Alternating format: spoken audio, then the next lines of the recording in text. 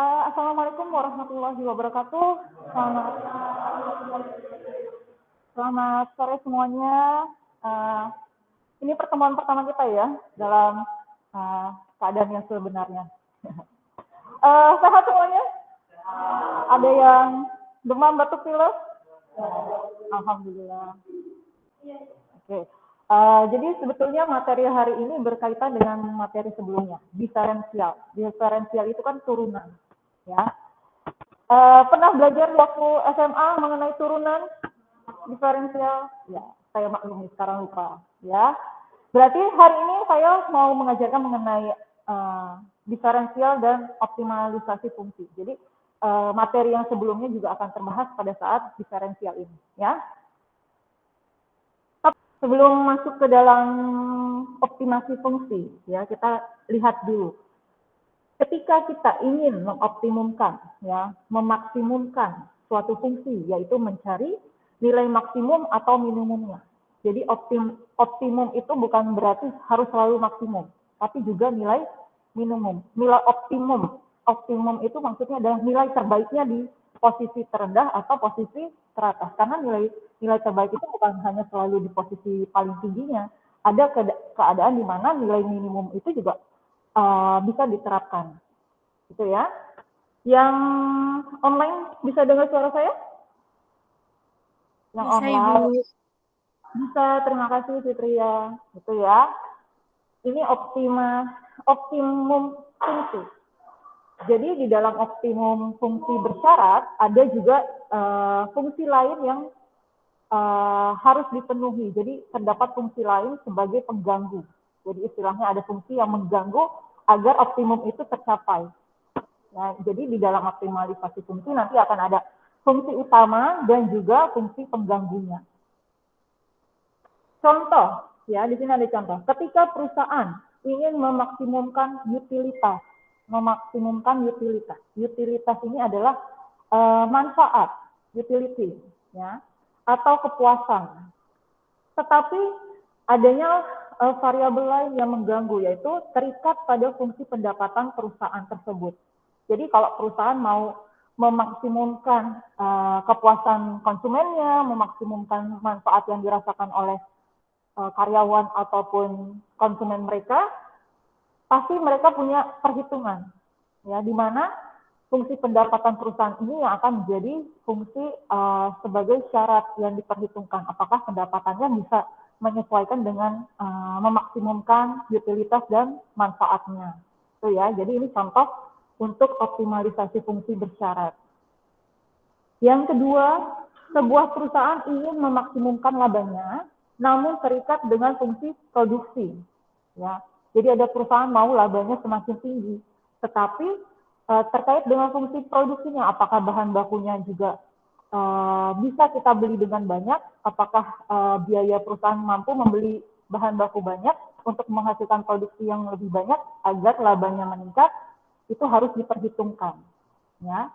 Jadi perusahaan ingin memaksimumkan labanya tapi terikat dengan fungsi produksinya. Jadi yang menjadi pengganggu, istilahnya variabel pengganggu ya, yang menjadi pengganggu di sini adalah si fungsi produksi ketika perusahaan ini mau memaksimumkan labanya. Bisa memahami? Kemudian, fungsi yang akan dioptimalkan, baik maksimum atau minimum, atas suatu fungsi kendala dapat diselesaikan dengan dua cara. Ada metode substitusi dan juga ada metode Lagrange. Hari ini akan kita belajar dengan dua cara, substitusi dan Lagrange. Hasilnya sama, kalian mau gunakan substitusi, mau gunakan Lagrange, hasilnya pasti akan sama. Ya. Nilai optimum diperoleh ketika turunan dari fungsi tersebut sama dengan 0. Turunan pertamanya sama dengan 0, maka kita dapat nilai optimum yang pertama, atau disebut dengan necessary condition. Kemudian, untuk mengetahui apakah nilai tersebut termasuk kategori minimum atau maksimum, ada kriterianya. Yang pertama, jika nilai turunan kedua ya, kita bicara turunan keduanya lebih kecil dari 0, maka dikatakan sebagai laba maksimum atau fungsi maksimum. Sedangkan kalau kita mendapatkan hasil turunan kedua lebih besar dari 0, maka fungsinya termasuk fungsi minimum. Jadi ada kriterianya. Ya, ada kriterianya. Kemudian di sini ada fungsi objektif, di mana katakanlah sebuah fungsi utamanya adalah z, ya, terdiri dari fungsi x dan y, variabel x dan y. Ada fungsi z, variabelnya x dan y. Kemudian terdapat fungsi kendala atau fungsi pengganggunya, dilambangkan dengan u, ya, u sama dengan merupakan variabel x dan y. U ini sebagai fungsi kendala. Ini untuk metode substitusi, ya. Ini berlaku untuk metode substitusi. Maka cara pertama yang perlu kita lakukan untuk menyelesaikan dengan metode substitusi adalah pertama, memanipulasi fungsi kendalanya menjadi persamaan salah satu variabel. Jadi kita memanipulasi atau mengubah bentuknya. Bentuknya kita ubah, mau dalam bentuk X atau dalam bentuk Y. Ya, gampang, tinggal pindah ruas aja. Yang kedua, substitusikan persamaan tersebut ke dalam fungsi objektivitasnya, fungsi utamanya. Jadi kita sudah dapat misalkan nilai Y sama dengan 12 plus X gitu. Jadi nanti tinggal kita ganti X-nya ke dalam fungsi utilitasnya. Ketiga, cari turunan pertama dari fungsi tersebut. Ya, cari turunan pertamanya, seperti kriteria tadi. Turunan pertamanya untuk menentukan nilai ekstrimnya. Kemudian dari turunan pertama itu kita bisa mencari turunan keduanya, yaitu menentukan fungsi tersebut dalam nilai minimum atau nilai maksimum. Itu ya, ketika mengoptimalisasikan fungsi. Oke, kita masuk ke contoh. Oke, di sini ada, katakanlah, yang di rumah bisa lihat nggak ya? Kayaknya sih nggak bisa ya. Mohon maaf ya yang di rumah. Jadi katakanlah di sini ada fungsi utamanya, ya, fungsi laba. Ini adalah lambang laba. Fungsi labanya adalah 80x min 2x kuadrat min xy plus 3y kuadrat plus 100. Ini adalah fungsi pertama. Kita buat ini sebagai fungsi pertama. Kemudian kita ketahui fungsi kendalanya, fungsi utilitasnya adalah U sama dengan S plus Y sama dengan 12. Jadi U-nya adalah sebesar 12. Seperti kriteria step yang tadi, caranya kita harus mengubah atau memanipulasi fungsi U. Ya, kita manipulasi fungsi U, mau dalam bentuk X boleh, mau dalam bentuk Y boleh. Kalau kita mau dalam bentuk X, ya berarti tinggal yang lainnya pindah ruas saja, ya kan, jadi Y, terus 12-nya tetap positif. Jadi yang kita keluarkan adalah Y-nya. Jadi hasilnya X sama dengan 12 min Y. Kemudian kalau kita mau dalam bentuk Y, jadi gimana bentuknya? Y sama dengan 12 min X. Bisa ya pindah ruas ya. Ini dasar sekali. Jadi kalian mau pakai yang ini, mau pakai yang ini, hasilnya nanti akan sama. Kemudian cara step selanjutnya adalah kita harus mensubstitusikan fungsi ketiga ke dalam fungsi pertama. Ya, tadi ini adalah fungsi kedua untuk utilitasnya. Setelah kita arrange, ini adalah fungsi ketiga. Maka kita harus mensubstitusikan fungsi ketiga ke dalam fungsi utamanya. Tadi fungsi utamanya adalah ini ya, laba sama dengan 80x min 2x kuadrat gitu ya. Berarti x-nya kita ganti dengan fungsi yang ketiga. Berarti 80 kali 12 min y. Ya, karena kan 80x. Kemudian 2x kuadrat berarti 2 dikali 12 min y. Jangan lupa ada kuadratnya. Sampai semuanya kalian ganti x kali y berarti 12 min y kali y. Gitu ya. Tinggal kalian ganti semua variabel x-nya menjadi fungsi ini. Plus 100. Nah, tinggal kalian selesaikan. 80 kali 12, 160. 80 kali y berarti 80 y. Kemudian ini kalian jabarkan ya, bisa ya. Kemudian 12 kali Y, 12Y, Y kuadrat sampai selesai. Nanti tinggal kalian selesaikan aja seperti biasa. Berarti kita hitung mana yang jadi temennya. Oh, ini kita selesaikan dulu ya. 960 min 80Y. Kemudian berarti 288. Kemudian min kali min jadinya plus ya. Plus 48Y. Kemudian hasilnya jadi min 2Y kuadrat.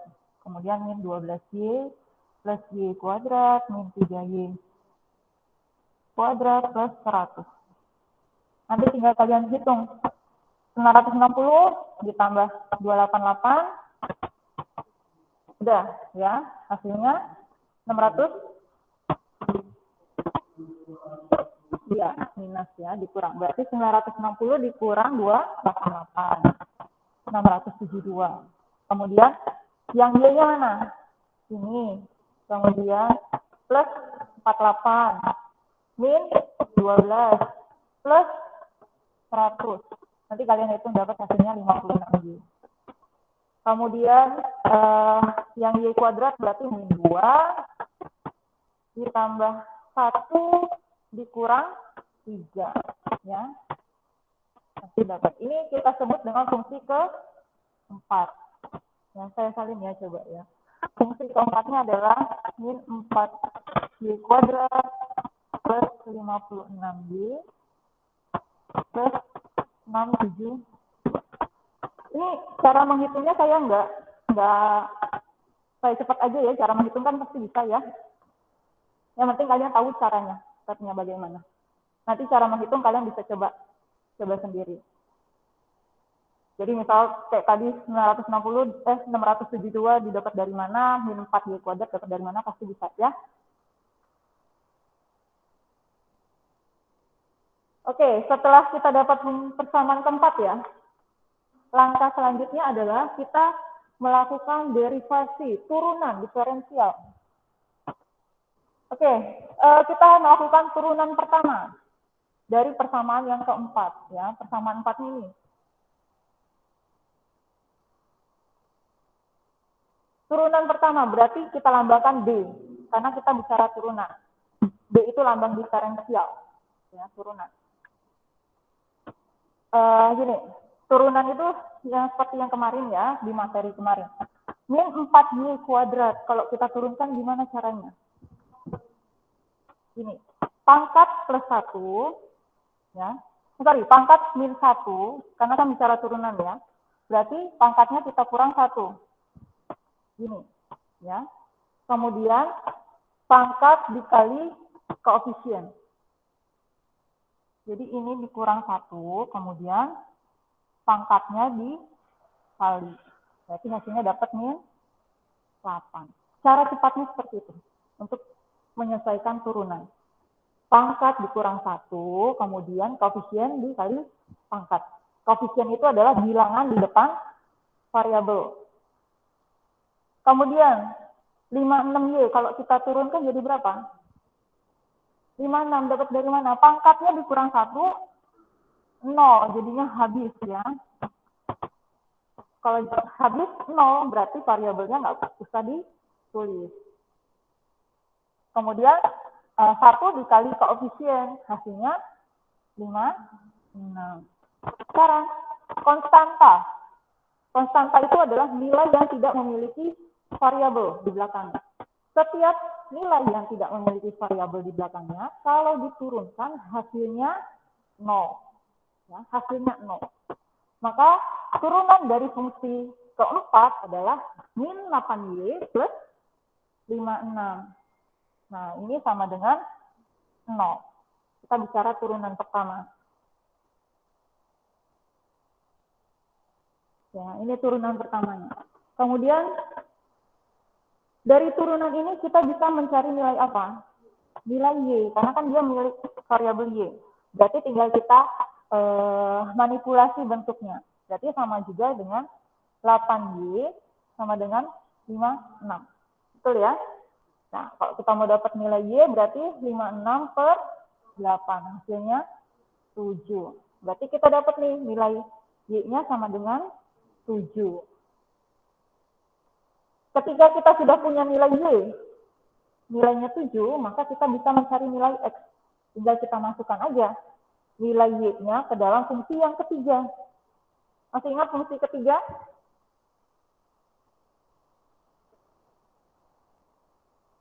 Nah, fungsi ketiganya tadi yang sudah kita range ya. X sama dengan 12 min Y. Oh, ini udah ada. Yang fungsi ketiganya adalah 12 min Y. Berarti tinggal kita ganti Y-nya sesuai dengan nilai yang sudah kita cari. Dapat nilai X-nya adalah 5. Ya.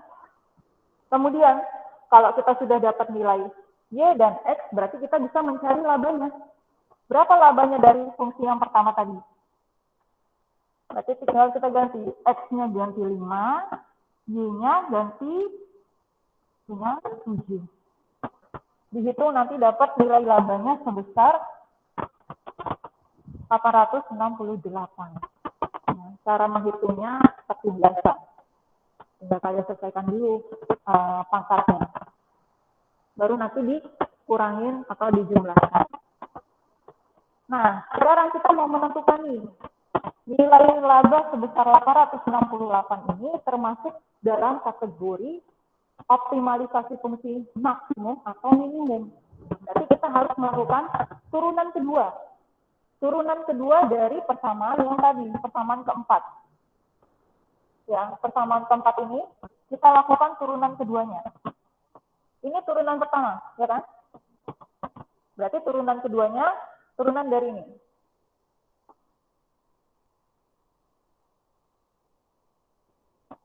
Min 8Y plus 5.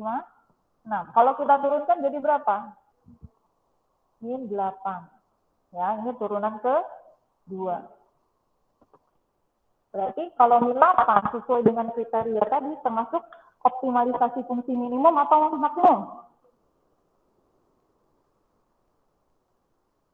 Berarti dia termasuk ke dalam optimalisasi fungsi maksimum, kurang dari 0, karena minus.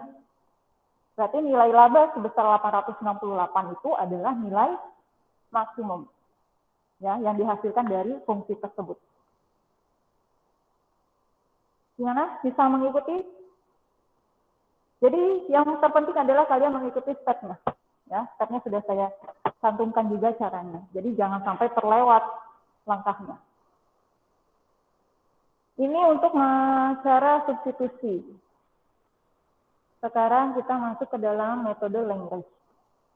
Jadi kalian mau pakai Lagrange atau mau pakai substitusi, nanti hasilnya pasti sama.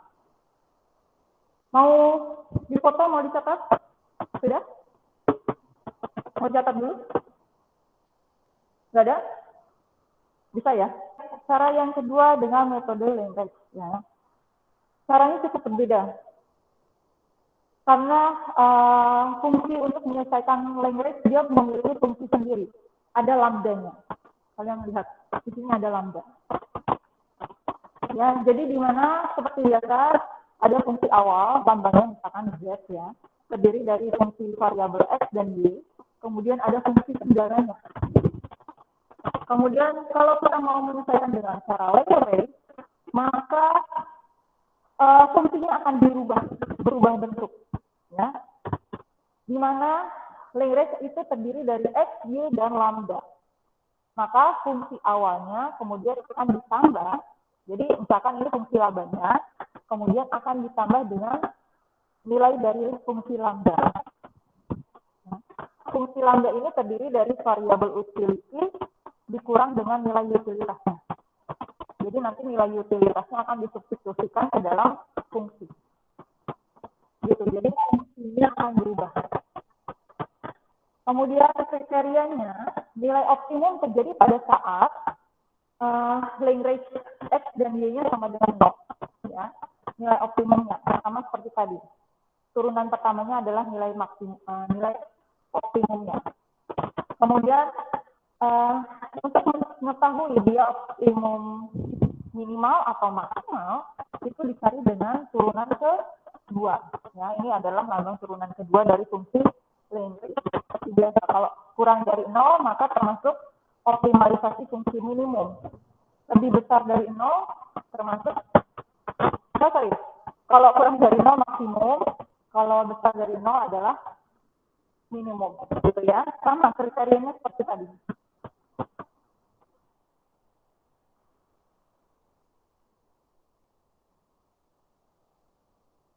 Yang di rumah bisa mengikuti nggak nih? Bisa, Ibu.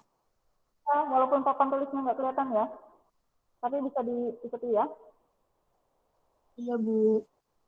Ya, terima kasih. Sama ya. Dengan variabel yang sama, tapi caranya berbeda. Kita lihat hasilnya sama atau tidak. Oke, yang pertama adalah sama seperti tadi, kita punya fungsi laba. Ini fungsi pertamanya, kemudian kita punya fungsi utilitas, fungsi kendalanya. Yaitu kita buat jadi fungsi kedua. Jadi fungsi pertama adalah fungsi kedua. Maka kita mau membuat ke dalam bentuk fungsi language yang terdiri dari lambda. Tadi rumusnya gini kan, untuk mencari lambda x ini, fungsinya dulu ya, fungsi x y kemudian plus nilai utility-nya. Ini ya, tadi untuk mencari lambda ya. Di dalam, ingat, di dalam sini.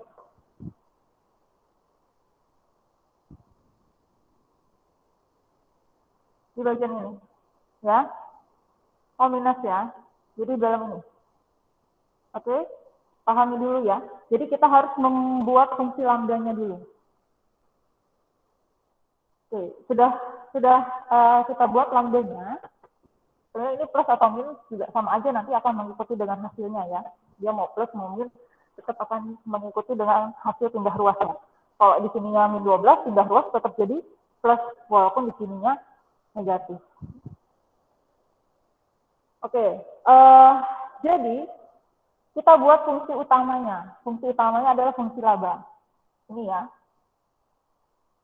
Ini adalah fungsi lambda. Laba. Nah, fungsi lambdanya ini adalah x plus y min 12. Min 12 ini didapat dari lambda sama dengan x plus y min 12.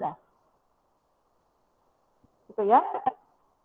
Maka dengan menggunakan derivatif parsial, kita bisa menemukan turunan pertamanya adalah sama dengan 0. Berarti kita harus membuat turunan untuk fungsi x, turunan untuk fungsi y, dan juga turunan fungsi lambda. Bagaimana caranya? Karena diminta secara parsial. Parsial itu adalah sendiri-sendiri. Jadi kalian nanti kalau mata kuliah statistik, praktik pengolahan data, ketika kalian mau membuat skripsi, pasti akan familiar dengan istilah parsial dan simultan. Kalau parsial itu apa? Dengan cara apa? Tadi? Sendiri-sendiri, satu-satu, atau masing-masing. Itu adalah cara parsial. Kalau cara simultan, apa? Secara keseluruhan, secara bersama-sama. Jadi kalau saya bilang ini sebagai cara derivatif parsial, maka kalian harus menurunkannya secara masing-masing. X-nya dulu, Y-nya dulu, baru lambdanya. Tapi kalau saya bilang derivatif simultan, berarti kalian harus menurunkan ini secara keseluruhan. Dijadikan dalam satu fungsi. Kalau saya bilang derivatif parsial, berarti diturunkan. Jadi turunan X jadi fungsi pertama, turunan Y fungsi kedua, dan seterusnya. Gitu ya. Jadi harus bisa membedakan. Oke, cara selanjutnya adalah kita derivatif parsial. Berarti kita harus menurunkan masing-masing. Yang pertama adalah turunan dari fungsi X. Turunan dari 80X berapa? 80. Turunan dari min 2X kuadrat. Caranya pangkat plus 1, kemudian pangkat dikali, kok plus ya? Plus itu integral. Min 1, kemudian pangkat dikali dengan koefisien. Berarti 4X. Mana lagi yang ada X-nya? Ini, ya. X, Y, kalau diturunkan jadi apa? Y, karena X-nya sudah dikurang 0. Ini kan sama aja gini ya.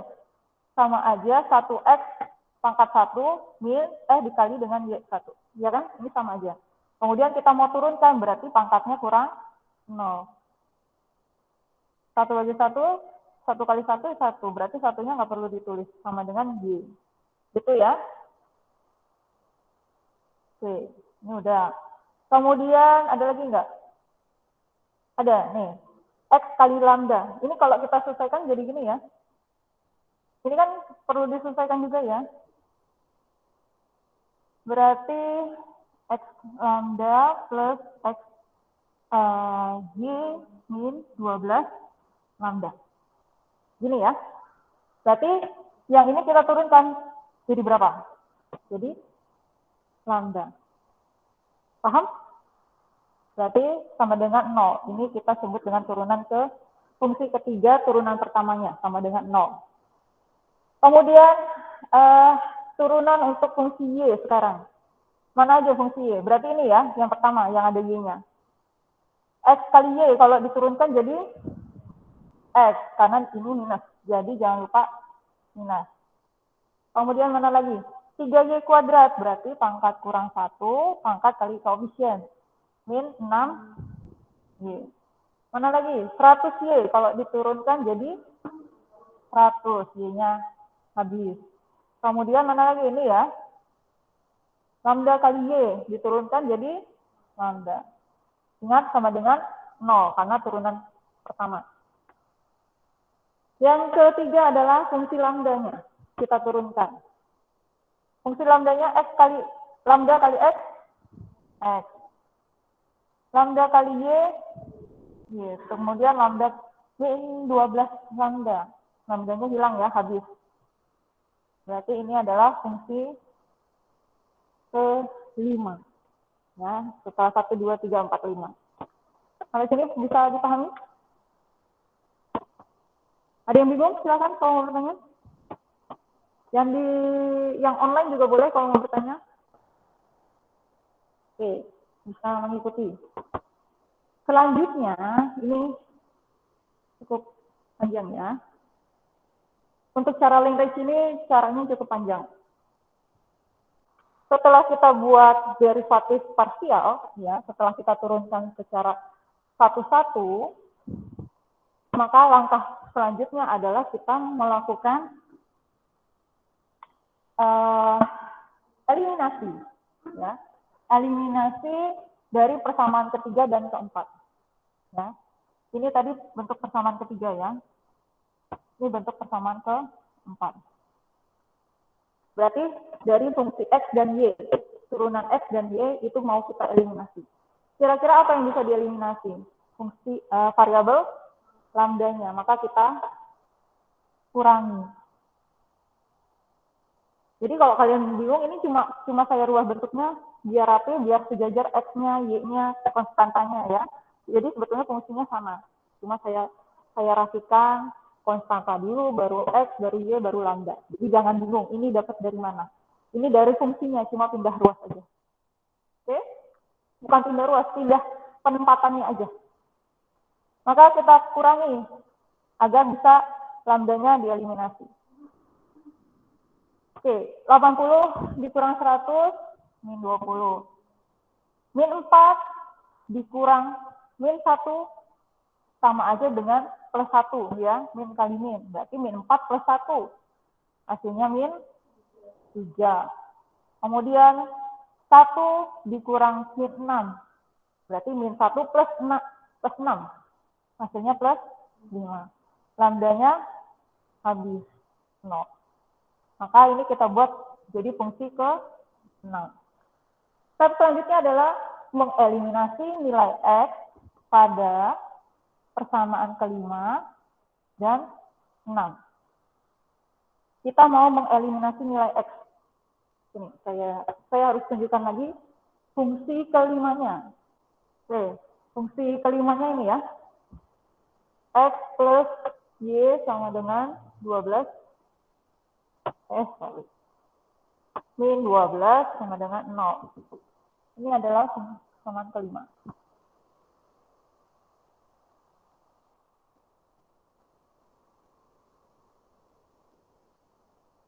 Oke, berarti langkah selanjutnya adalah mengeliminasi nilai X. Berarti kita mau menghilangkan nilai X dengan cara persamaan 5 dan 6, menggunakan persamaan 5 dan 6. Persamaan kelimanya adalah X plus Y min 12. Kemudian persamaan ke-6-nya adalah min 20 min 3X plus 5Y. Kalau kita mau mengeliminasi nilai X, kan X-nya di persamaan 5, 1. Di persamaan ke-6, min 3. Bagaimana caranya? Dikali min 3. Jadi setiap variabel yang ada di dalam fungsi kelima, kita kali min 3. Ya. Berarti X jadi min 3X. Kemudian plus Y, kita kali min 3. Hasilnya jadi min 3Y. Min 12 dikali min 3. Hasilnya plus 3, 6. Bisa? Mau mengeliminasi bisa ya. Kemudian tinggal kita kurangi dengan persamaan ke-6.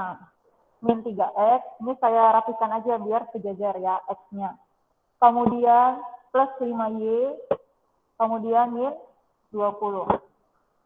Ini tinggal kita, berarti kalau mau dikurangi kita jumlahkan.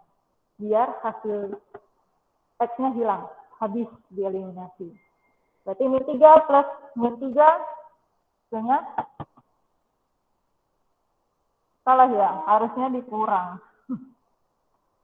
Jadi dia punya min 3, kemudian dikurang dengan min 3, berarti sama juga plus ya. Min 3 plus 3 hasilnya habis, dikurang. Kemudian min 3Y dikurang 5Y, karena min kali plus. Jadinya min 8Y. Minusnya jadi banyak ya, karena kan minus. Kemudian 36 ditambah 20, hasilnya 56. Tinggal kita cari nilai Y-nya bagaimana. Berarti min 8Y sama dengan 56. Y sama dengan 56 per 8. Hasilnya 7. Dapat nilai Y-nya 7, berarti tinggal kita masukkan ke dalam persamaan kelima tadi. X plus Y, Y-nya kita ganti 7 sama dengan 12. Berarti X sama dengan 12 dikurang 7 sama dengan 5. Sudah dapat, berarti tinggal kita masukkan nilai X dan Y ke dalam fungsi labanya. Sama, hasilnya jadi labanya sebesar 868. Kemudian untuk menentukan laba 868 ini termasuk optimalisasi fungsi minimum atau maksimum. Berarti tinggal kita cari turunan keduanya. Mau pakai turunan kedua dari fungsi X boleh, turunan kedua dari fungsi Y juga boleh. Hasilnya sama. Jadi kalau kita pakai turunan kedua dari fungsi X. Tadi fungsi X-nya berapa? Ada yang nyatet nggak? Min 4. 4X min Y plus lambda sama dengan 0. Ini adalah turunan X ya. Maka kita buat ini fungsi X. Berarti ini turunannya. Berarti turunan keduanya tinggal berapa? Min 4. Sisanya ini 0 kalau diturunkan. Ya kan? Berarti turunannya adalah min 4. Mau kita pakai secara fungsi Y juga hasilnya sama, turunan keduanya. Hasilnya adalah kurang dari 0, maka dia termasuk ke dalam titik optimalisasi fungsi maksimum. Jadi untuk perusahaan ini dengan fungsi laba seperti ini adalah hasil maksimumnya. Jadi dia tidak bisa lebih dari nilai 868 dengan kriteria punya faktor produksi yang harus dipertimbangkan. Jadi maksimumnya dengan nilai faktor produksi tadi sebesar, berapa nilai utilitasnya ya tadi? X plus Y 12 itu, maka nilai maksimum untuk labanya adalah 868. Gitu. Terus untuk mengetahui nilai lambdanya atau nilai Lagrange-nya ya, ini bisa tinggal kita masukkan aja nilai X dan Y-nya ke dalam turunan lambda. Jadi kita juga bisa mencari nilai lambdanya berapa. Jadi lambdanya sebesar 50 min 53. Gitu. Tapi lambdanya sebetulnya nggak perlu dicari juga nggak apa-apa. Tapi bisa diselesaikan. Jadi tujuan utamanya adalah mengetahui berapa nilai laba maksimumnya dan dia termasuk kategori maksimum atau minimum. Laba optimum ya, saya juga suka kebalik. Harusnya disebut dengan laba optimum karena optimum itu bisa nilai maksimum, bisa nilai minimum. Oke, sampai sini ada yang mau ditanyakan? Hari ini tidak ada latihan ya. Jadi cukup dipahami materi hari ini. Kenapa? Mata kuliah lain banyak tugas ya. Namanya lagi hampir tiap pertemuan. Kita nikmatin ya. Oke, silakan kalau ada yang mau bertanya. Mau tanya apa silakan. Bisa dipahami? Insya Allah minggu depan kita juga offline lagi ya. Pertemuan ke-10 dan 11. Jangan lupa absennya diisi ya. Feedbacknya diisi dong. Kayaknya banyak yang nggak isi feedback deh. Oke, ada yang mau tanyakan lagi? Tidak ada, berarti bisa memahami? Hari ini untungnya cerah ya. Kemarin kuliah? Kemarin hujan seharian. Berarti nggak ada yang mau ditanyakan? Bisa saya akhiri perkuliahan hari ini? Oke, kalau gitu terima kasih semuanya. Yang di rumah juga ya, yang lagi online. Semoga bisa mengikuti materi hari ini. Terima kasih semuanya. Untuk yang online saya pamit ya. Wassalamualaikum warahmatullahi wabarakatuh. Waalaikumsalam warahmatullahi wabarakatuh. Terima kasih, Bu. Terima kasih, Bu. Pak Lupi. Silakan kalau mau meninggalkan room.